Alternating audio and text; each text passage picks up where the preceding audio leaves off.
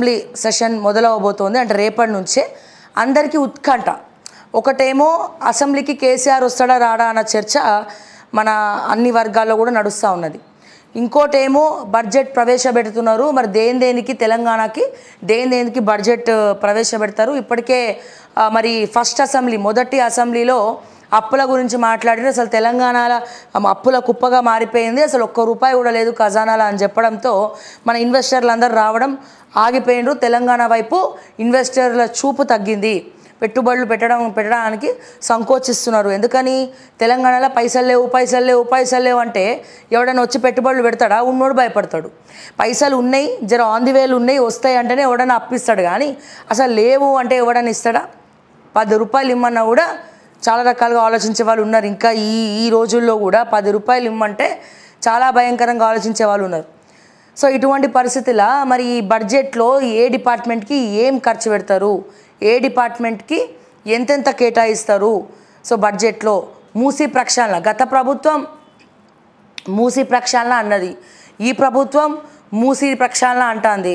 ఇక వేరే సమస్యలే దునియా మొత్తం లేనట్టు, అసలు తెలంగాణలో వేరే సమస్య లేనట్టు ఒక పక్క గురుకులాల టీచర్లు రోడ్డుకెక్కుతూ ఉన్నారు, రోడ్డుకెక్కిండ్రు, ప్రమోషన్లు అమ్ముకున్నారు వాళ్ళ ఉద్యోగాలని చెప్పి. దాన్ని రేవంత్ రెడ్డి ఆ స్పెషల్ స్టోరీ కూడా నేను చేస్తా అని చెప్పిన. సో తప్పకుండా చేస్తా.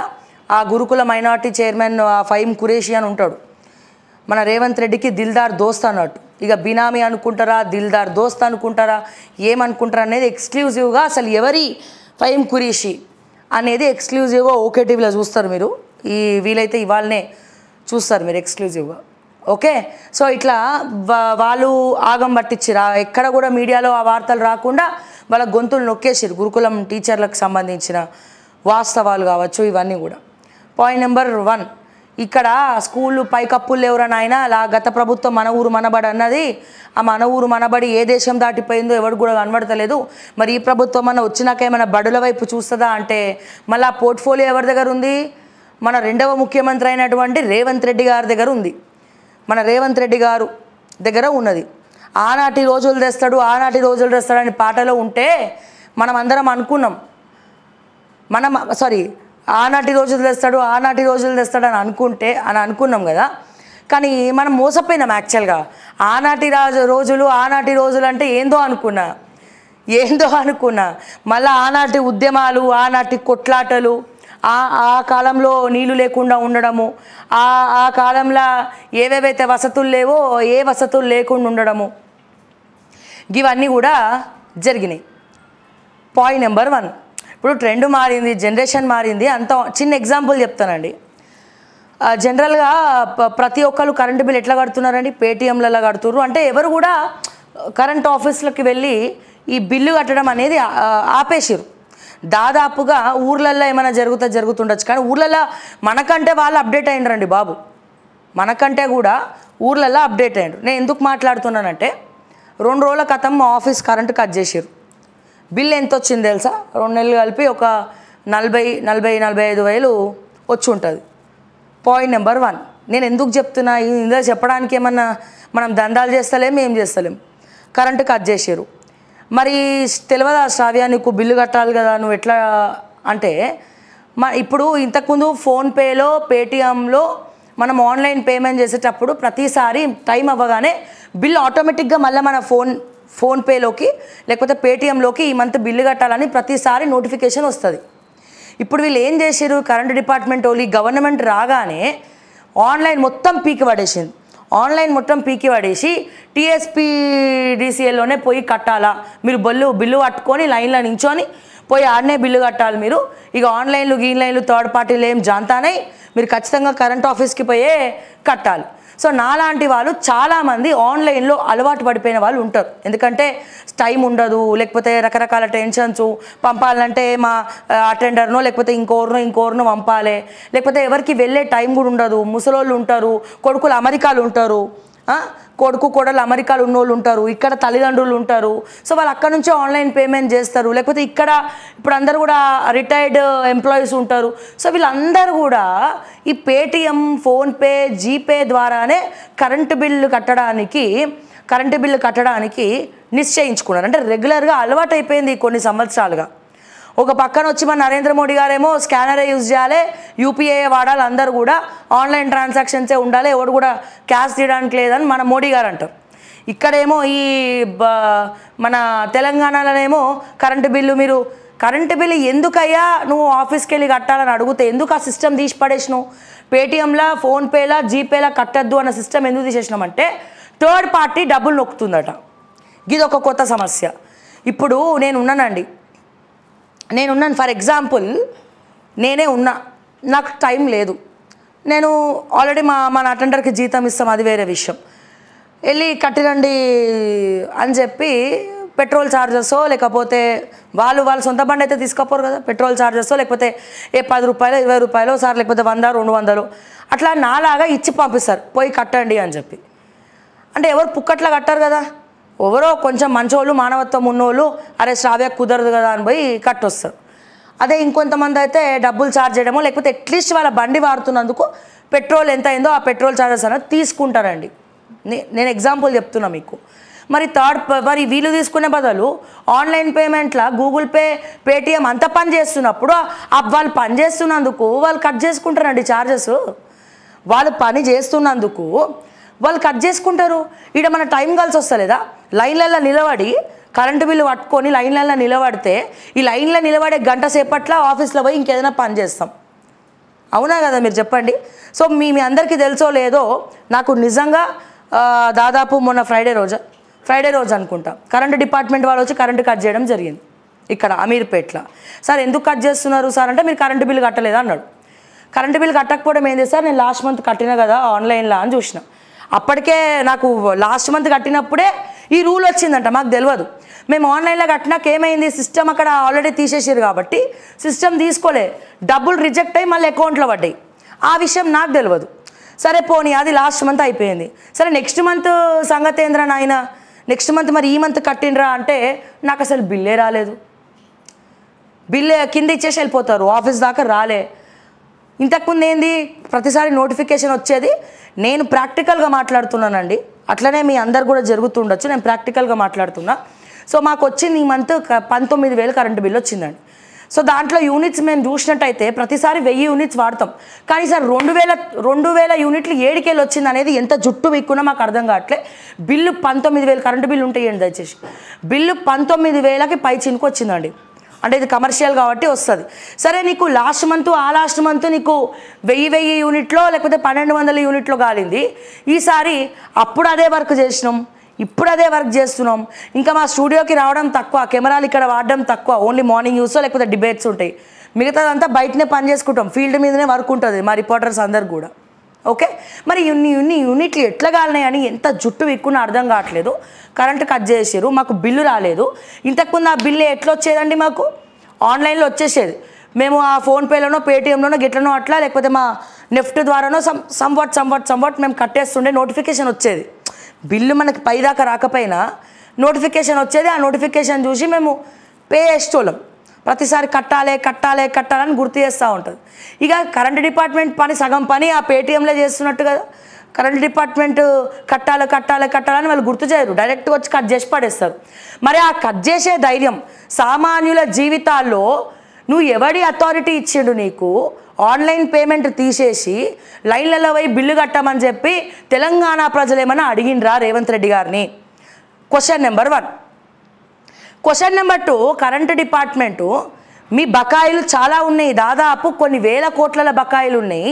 మినిస్టర్ క్వార్టర్స్లో కరెంటు బిల్లు కడుతుండ్రా, గవర్నమెంట్ ఆఫీసులలో కరెంటు బిల్లు కడుతుండ్రా, మీ ఎమ్మెల్యేలు మంత్రులు కరెంటు బిల్లు కడుతుండ్రా.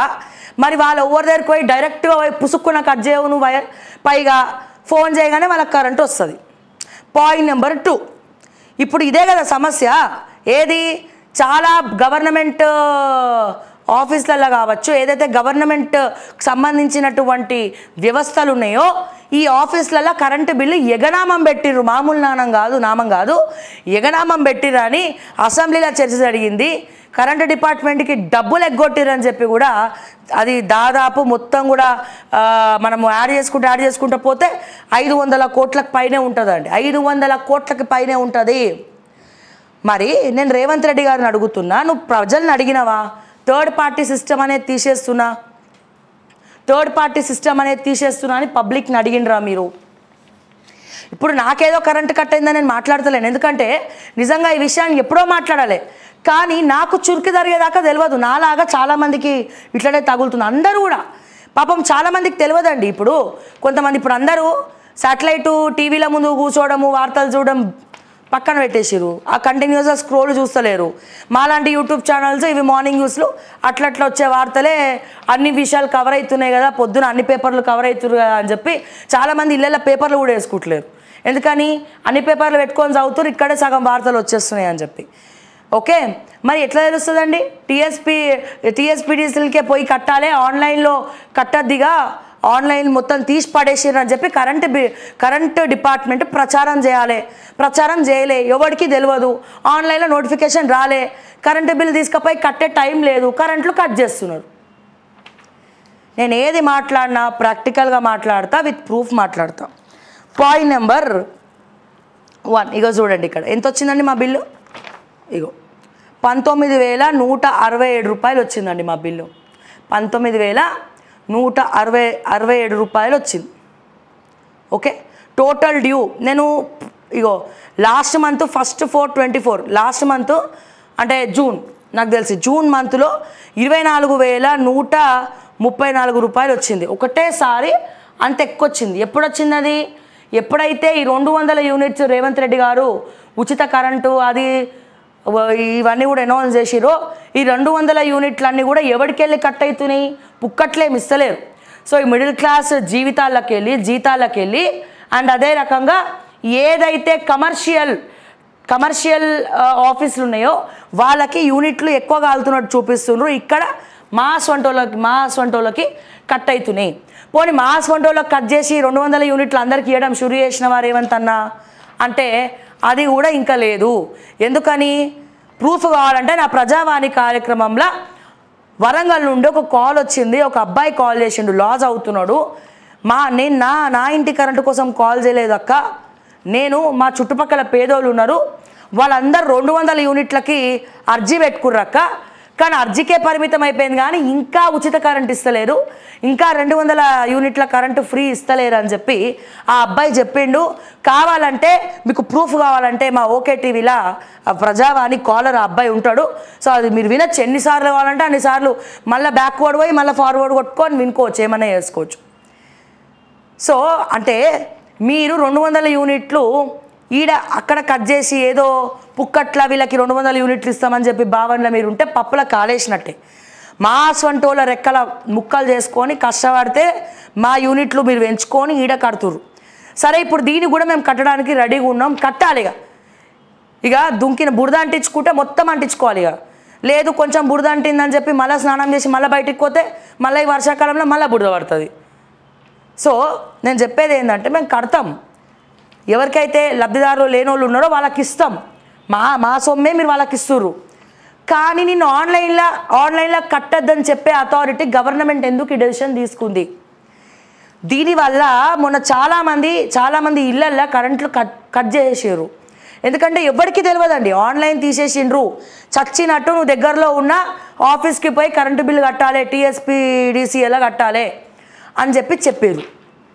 చచ్చినట్టు నువ్వు ఆడికి పోయి కట్టాలని చెప్పేది ఉండే, నువ్వు ప్రచారం చేసేది ఉండే. కరెంటు కట్ చేయనికేమో నీ డీలర్లని వాళ్ళందరినీ పంపిస్తావు, కరెంటు బిల్లు కట్టిండ్రా లేదా అని.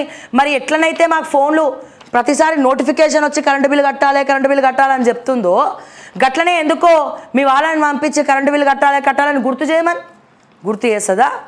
ట్రెండ్ మారింది, జనరేషన్ మారింది, సిస్టమ్ మారింది కాబట్టి అది గుర్తు చేస్తుంది. మాటికి మీ కరెంట్ డిపార్ట్మెంట్ వాళ్ళు వచ్చి కరెంటు బిల్లు కట్టాలని గుర్తు చేయగలుగుతారా? అట్లాంటప్పుడు ఏం శాత కానప్పుడు ఎవరు తీయమన్నాడు మిమ్మల్ని? కరెంటు బిల్లు పట్టుకొని లైన్లల్లో నించొని కట్టే సిస్టము ఆనాటి రోజుల్లో ఉండే. కరెక్టే రేవంత్ అన్న, ఆనాటి రోజులు తెస్తాడు మా రేవంత్ అన్న అని పాడినప్పుడు మా మట్టిపురలకు అర్థం కాలే. నిజంగా మేము తెలివైన వాళ్ళం అనుకున్నాం, కానీ మరి ఇంత శుద్ధపూసలం అనుకోలే మేము. ఆనాటి రోజులు అంటే పాత రోజులను అర్థం చేసుకోలేకపోయినామన్నా మేము. ఆ లిరిక్ రాసినోడు కరెక్టే రాసిండ్రు, ఎవరు రాసిర్రు ఆ లిరిక్? పుణ్యాత్ములు. కానీ ఆయనను తీసుకొచ్చి సన్మానం చేయాలి. ఎందుకని? ఆ లిరిక్ రాసిన వాళ్ళు మంచిగానే రాసిండ్రు. వినేటోళ్ళ మేమే 3 రంగుల జెండా బట్టి అని చెప్పి ఓ ప్రచారం చేసుకున్నాం. ఆనాటి రోజులు అని అన్నిసార్లు మళ్ళా రిపీటెడ్ వింటుంటే నాకు గుండెలో నొప్పి వస్తుంది రేవంత్ అన్న. ఆనాటి రోజులంటే ఈ ఆన్లైన్ సిస్టమ్ తీసేయండి. ఆనాటి రోజులంటే ఏంది పాతకాలంలో ఇట్లా దీపాలు పట్టుకొని ఇట్లా పోతుండే, ఇట్లా గుడి దీపాలు పట్టుకొని పోతుండే రాత్రిపూట. ఆనాటి రోజులంటే గివే అనుకోలేము మేము. ఇంకా ఆనాటి రోజులంటే గుంతల రోడ్లు లేకపోవడం. ఆనాటి రోజులంటే గవర్నమెంట్ స్కూళ్ళల్లో చెట్ల కింద కూర్చొని చదువుకోవడము, బాత్రూమ్లు పోకపోవడము, ఆ చెట్ల పుట్టల పొంట పోవడము. ఆనాటి రోజులంటే గివే. మాకు బుర్రలు ఖరాబ్ అయ్యి మాకు ఇట్లా అయిపోయి మేము ఇట్లా చేస్తున్నాం. మీరు చెప్పండి,